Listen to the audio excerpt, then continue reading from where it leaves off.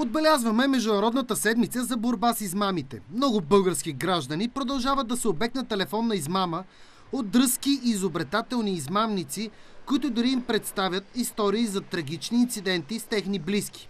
Целта винаги е една – да измъкнат от тях пари. Един разплакан младеж, много трудно го разбрах какво искаше. Накрая като ми каза мамо, понеже аз имам дъщеря. И аз му затворих телефон.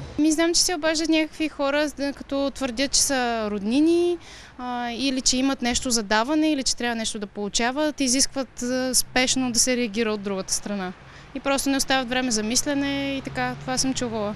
Един ми се обади и вика: мамо, катастрофирах, аз викам: браво, сине! А кога? Сега, мамо. Викам: чакай, задръж да се обада да ти проверят номера. И той затвори и така. Експертите са категорични. Никога не давайте лична информация. Не се подвеждайте от твърдения за спечелена томбола.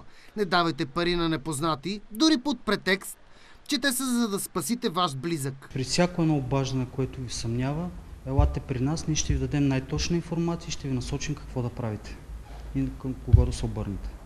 При всяко съмнително обаждане, преди да предприемете каквото и да било, се обадете в полицията на телефон 166 за съвет или в отдел обслужване на клиенти на Viva.com на телефон 087 123 или 0800 100.